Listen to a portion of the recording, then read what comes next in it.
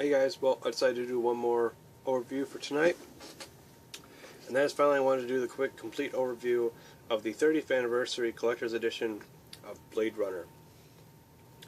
This is one of my favorite movies of all time, definitely for sci-fi. I think it's one of Ridley Scott's really good movie, one of his best movies, besides, except for like Alien and stuff like that. I think he's done really well with that too. Which I think I did a video on the Alien set. I don't know. I'll have to see the Alien 35th anniversary. I'll have to check on that. Anyway, Blade Runner. I can say nothing but good things. Overall, the box itself it's not a bad box overall. The back looks like. And when you open it up, this is what it looks like on the inside. Now, what I should point out, I actually do have the Blu-ray right here. I actually took the Blu-ray out of the set itself. We'll look at that in a minute. Because I never keep the Blu-ray in here. I actually forgot about this. I actually did have the... I was thinking, why didn't I buy the digibook? And then I realized, oh, because it actually came with a copy, with the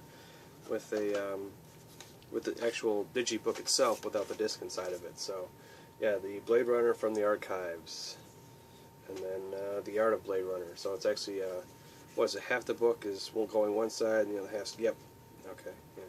So half the book is going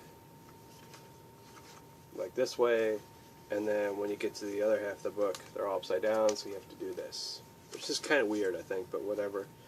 But it's cool. I haven't looked through this book probably since the first day I got it, so after we go through and go through this, it's basically a lot of art photos and then behind the scenes and stuff like that, so it's pretty cool. So even comes with this nice, really cool lenticular. Let's see if I can, oh, here we go. It's kind of hard to get these on camera, but it's kind of cool. The one thing I have to say with Blade Runner is, for a movie that came out, now it's over 30 years. Because the set came, I think, in 2012, I think, or something like that. But anyway, for a film that came out 30 plus years ago, I have to say it looks fantastic. Not just because, they did a really nice job with the Blu-ray, which they really, really did, but just showing you how awesome and how more realistic practical shots are versus CGI. Practical shots, if they're done correctly and done very, very good, they will stand the test of time. And I think Blade Runner is one of the best examples out there, showing you how good of an example that practical shots can be. Another thing that came with this set, which I thought was really cool, was this really cool limited edition car. And to be honest, I can't find this set in stores anymore, so I'm kind of happy I picked it up when I did. But let's see if I can take this out of the package without breaking it. Well, it's really kind of cool. If I remember correctly, the door is open. Right? Doors do open, right? I don't want to break it, finding out, oh, no, they don't. Oh, here we go. Yeah, they do. So they basically lift up. Okay. That's kind of cool. So I think this is one of the police cars, isn't it? Something like that. Or maybe it's Decker's car. I don't know. I think this might be Decker's car. But I actually just recently watched Blade Runner recently. And overall, I still think it's a very enjoyable film. I think my favorite cut is the international cut, in my opinion. I understand why Ridley Scott decided to remove the, what do you call it, I don't want to say commentary, but like when Harrison Ford talked throughout the film, he took that out. I can understand why he did it, but I actually prefer to watch the film with him talking in the movie. And the one thing I have to say what I really like about Ridley Scott is he and a few other directors I know that do this, very few do it, but one thing I really loved about this set, and I really want to pick up the HD DVD at some point as well, and the DVD edition as well too. I wouldn't mind picking up. In fact, I just want to pick up every edition that I can. I do have the director's cut on Laserdisc as well.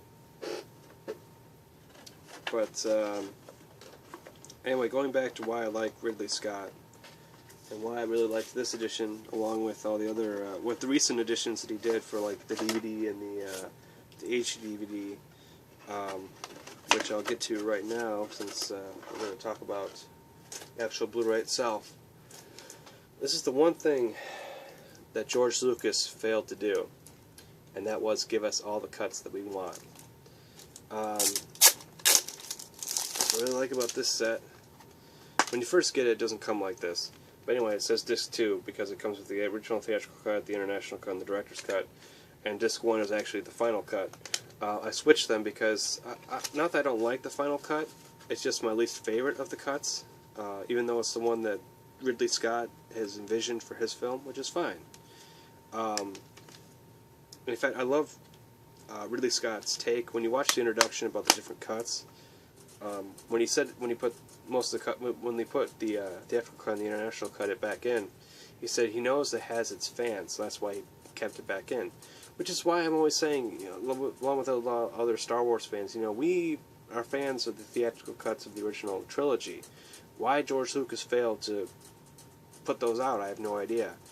I mean, but this is what I like. So you get to watch every different version you want, and I can even watch, and eventually I do plan to watch the 2007 cut, the final cut that Ridley Scott did, to see what his true. I don't think I've actually seen the final cut yet. Actually, I've watched the original theatrical cut, I've watched the director's cut, and I watched the international cut. But I don't think I've actually watched the final cut. Maybe I'll watch the final cut next year. I think I'll do that.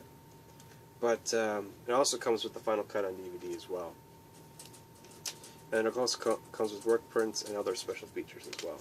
But what I really love about this set, and I think, I know for a fact Peter Jackson does this, I know James Cameron usually does it too, is he'll make available all the different cuts of their films. But George Lucas just failed to do that. I don't know why. To this day, and a lot of other Star Wars fans, you know, it drives us all nuts. I'm really hoping with Disney, maybe they'll re-release the theatrical cuts. I don't know, since George Lucas technically doesn't own the rights to them anymore, which is probably a good thing. But overall, awesome set. The Blu-ray is gorgeous. This, when it first came out, was like $50. I'd actually see how much this collector's set goes for now. I have no idea. It probably might even go for more than that now, since I think it was like a limited edition run. And we'll see. I don't know how much it's going for now. I'll have to look up online. But I know I paid like $54 when it first came out, because I missed out on the when they released the DVD and HD DVD of it. So, which I plan to get. I actually want to get the HD DVD of this version, and I want to get the DVD of the briefcase. I really want to get that edition, which I know is out of print now and it's going to cost a little bit, but I definitely want to buy it, so I want to get it. So I'm going to pay the extra for it, just having the collection, because Blade Runner is one of my favorite films of all time. I need to get the poster for it too, and the soundtrack. That's the other thing I really like. The soundtrack was amazing as well. Good plot, great visuals, the atmosphere and everything was perfect, and just overall a great story. And the best part is, I have all the different cuts of it, so I can watch any version I want. Is there a director's commentary on here too? Usually Ridley Scott is, I think he usually does commentaries in his films. I don't know, but I'll have to check that out at some point.